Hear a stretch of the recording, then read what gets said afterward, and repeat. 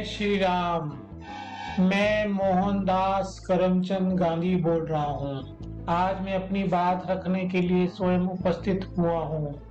मेरा विरोध कर रहे हो ना, और जितना हो सके उतना करो, मगर एक बार मेरी विचारधारा को, मेरे दर्शन को, मेरी आत्मकथा को, मेरे छोटे से आजादी के संघर्ष को समझ लेते तो विरोध करना कारगर साबित होता।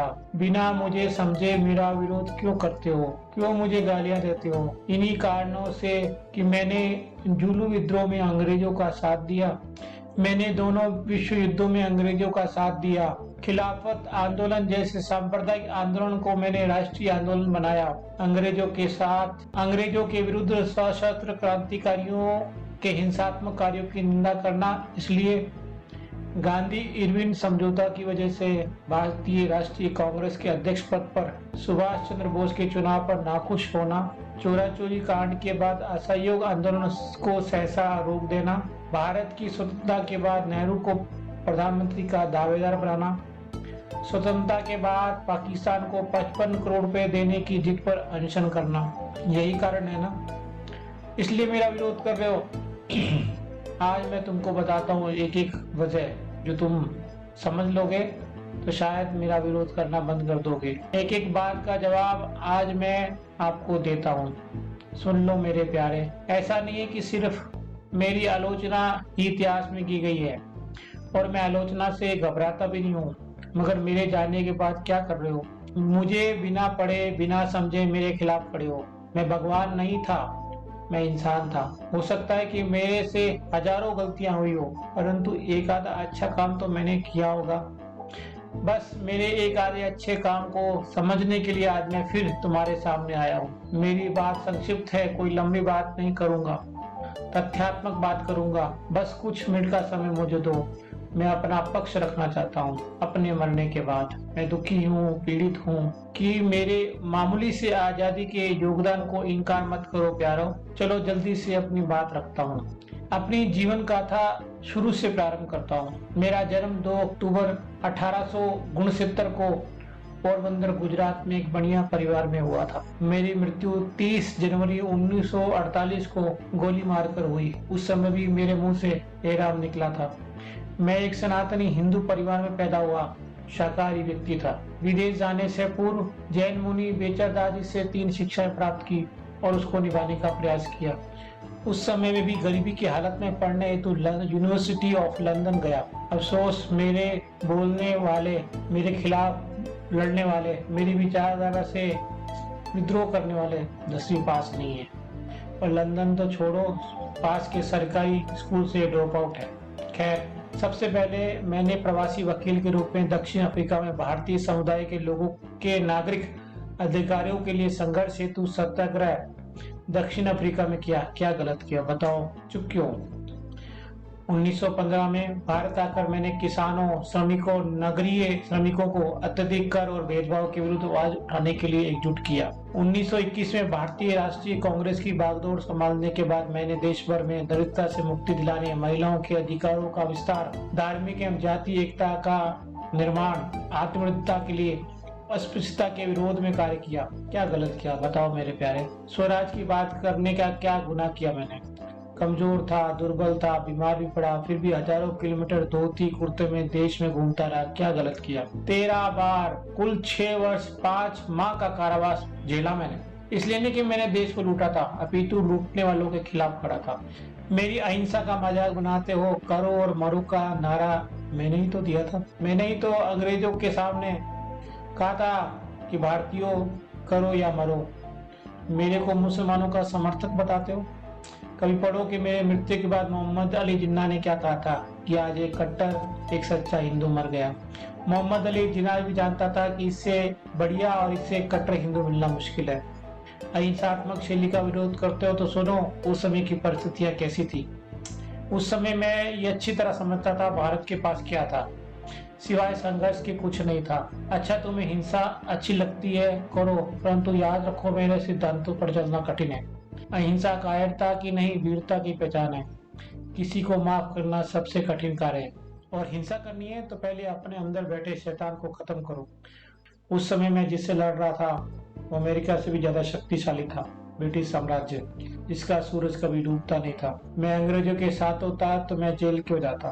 सोचो क्यों आप बोल रहे हो, मैं अंग्रेजों के खिलाफ खड़ा था और जेल जाने को तैयार रहता था। मैंने अपनी आत्मकथा लिखी है जिसे मैंने चोरी की, वेश्यावृत्ति की, मांसाहार किया जैसी घटनाएं लिखी है। तुम अपनी कमियों को लिखकर प्रकाशित करवा सकते हो मेरे प्यारे। मैं पाकिस्तान बनाने का कभी भी समर्थक नहीं रहा। जितना विरोध मैंने किया उतना मैं ही जानता हूँ। और बात रही पाकिस्तान को पैसे देने की, वह तो खैरात थी, वे मैंने दिलाई। आज पूरी दुनिया के सामने तुम सर उठाकर ये कह सकते हो कि हमारी दी हुई खैरात से ही हमें घूरते हैं। ये अवसर मैंने ही प्रदान किया। मेरे से सच्चा हिंदू मिलना मुश्किल है। जातिवाद को मिटाने के लिए अपना जीवन लगा दिया। मंदिरों में प्रवेश मैंने दलितों को दिलाया। हरिजन शब्द मैंने अपने भाइयों को दिया। क्या गलत किया। ग्रामीण अर्थव्यवस्था सुदृढ़ हो, स्वदेशी की बात की, क्या पाप किया। आज तुम भी वही बात करते हो, लोकल फॉर वोकल। महात्मा मैंने अपने आप को कभी नहीं कहा। रविंद्रनाथ टैगोर ने कहा था, मैं कोई महात्मा नहीं हूँ, मत मानो मुझे महात्मा, मत को मुझे संत। मगर मेरे दोनों कंधों पर महिलाओं के साथ खींची फोटो को दिखाकर क्या सिद्ध करना चाहते हो कि मैं कामुक हूँ। सहजता से जीवन जीता था, बनावट नहीं थी, सत्य की राह पर चलता था। भगत सिंह की शहादत को मैं आज भी प्रणाम करता हूँ, मगर इसके लिए मुझे ही कोसते हो, मुझे ही दोषी मानते हो। आजादी में मेरा योगदान तिनका मात्र होगा, मगर था। मैं कभी नहीं कहा केवल अहिंसा के बल पर आजादी प्राप्त हुई। सुभाष चंद्र बोस, भगत सिंह जैसे क्रांतिकारियों का योगदान इस आजादी में था। मेरी विचारधारा अलग थी, मगर हम सबका कार्य एक ही था, आजादी। मुझे राष्ट्रपिता का खिताब मत दो। मैंने नहीं कहा कि मुझे राष्ट्रपिता कहो। ये देश प्राचीन है, 1947 से पहले भी था। ये देश राम का, कृष्ण का, बुद्ध का, महावीर का देश है। इस देश के राष्ट्रपिता वह है, उन्हें इस नाम से पुकारो। जो तुम्हें अच्छा लगता है उनको राष्ट्रपिता बोलो, मुझे नहीं प्यारे। नोट पर मेरे फोटो से नाराज हो, लगा लो किसी का भी फोटो, मैं खुश हूँ। भगत सिंह का लगाओ, बाबा साहब भीमराव जी का लगाओ, राम जी का लगाओ, हनुमान जी का लगाओ, किसी का भी लगाओ। केजरीवाल की मानो तो वो तो कहता है लक्ष्मी जी और गणेश जी का लगाओ, मुझे कोई एतराज नहीं। मुझे फोटो का शौक ही नहीं है। तुम फोटो लगा के ये सिद्ध करना चाहते हो कि मैं अपने आप को बड़ा बताना चाहता था। 2 अक्टूबर को अहिंसा दिवस के नाम से नाटक बंद करो, स्वदेशी अपनाओ। मैं जानता हूँ कि आज चोर, गुंडे, मवाली मेरे को प्रणाम करके अपने आप को गांधीवादी घोषित कर रहे हैं। ऐसे लोगों से दूर रहो, बनावटी गांधीवादियों से दूर रहो। मेरी तस्वीर के नीचे हिंसा मत करो, लूट खसोट मत करो। मुझे गांधी राजनीति का शिकार मत बनाओ। लाख मेरे अंदर बुराइयां थी, मगर एक अच्छाई लगी तो उसे अपनाओ। चलो स्वदेशी अपनाओ, खादी अपनाओ। प्रवचन नहीं करना है, अपनाना है प्यारे। मैं शातिर राजनेता नहीं था। मैंने जातिवाद नहीं किया, धार्मिक उन्माद नहीं किया। मेरी हत्या को मारना ही था तो मोहम्मद अली जिन्ना को मारते।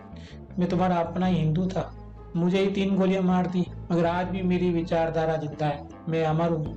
मेरा विरोध भी मेरी विचारधारा को मानने वाले करते हैं। स्वच्छता अभियान मेरी ही विचारधारा है। लोकल फॉर वोकल मेरी ही विचारधारा है। असहयोग मेरी ही विचारधारा है। अहिंसात्मक आंदोलन मेरी ही विचारधारा है। मैं संत नहीं हूँ भाई, मैं समाज सेवी हूँ, देशभक्त हूँ, आंदोलनकारी हूँ, इंसान हूँ। गलतियां मेरे से हुई है, इसका मतलब ये नहीं कि मैं गद्दार हूँ कि मेरे पुतले जलाओ। मैं ढोंगी नहीं हूँ भाई, अपनी आत्मकथा में अपनी कमियों को लिखता हूँ। आज कितने राजनेता जो अपनी आत्मकथा लिखते हैं। चलो अपनी कमियों को आज तुम ही अपने सोशल मीडिया पर डाल देना, हिम्मत है तो करो। अगर तुम्हें लगता है कि तुम सत्यवादी हो और तुम हिम्मत रखते हो तो अपनी कमियों को खुद लिखो। मेरी आत्मकथा मैंने स्पष्ट लिखा है कि मेरी मृत्यु के बाद ही पाकिस्तान बन सकता है। मैं पाकिस्तान बनने का समर्थक नहीं था। मेरी आत्मकथा को तो पढ़ लेते। जो तुम पैसे पाकिस्तान देने की बात करते हो, वे भी भारत सरकार के खजाने से नहीं दिलाया था, वे तो व्यक्तिगत पैसा था मेरे प्यारे। मोहम्मद अली जिन्ना स्वतंत्र भारत का प्रधानमंत्री बनना चाहता था, मैंने इसका विरोध किया था। मैं नहीं चाहता था कि भारत का प्रधानमंत्री मोहम्मद अली जिन्ना हो। नाथूराम गोडसे मेरे साथ प्रतिदिन आता था, मेरे साथ आता जाता था, मुझे सुनता था और मुझे पता था कि कोई ना कोई मुझे मार देगा।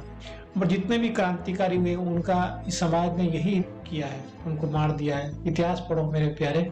आज भी तुम लड़ सकते हो, भ्रष्टाचार के खिलाफ लड़ो, असमानता के खिलाफ लड़ो, जातिवाद के खिलाफ लड़ो, नया पाकिस्तान पैदा करने वालों के साथ लड़ो। नहीं, ये नहीं करोगे तुम। सिवाय मुझे गालियां देना तुम्हें सिखाया है। मैं अपनी बात समाप्त कर रहा हूँ। अगर कुछ शंका हो तो वापिस आऊंगा किसी न किसी रूप में। मेरी बात को अधिक से अधिक शेयर जरूर करना मेरे प्यारे। अंत में जय श्री राम, भारत माता की जय।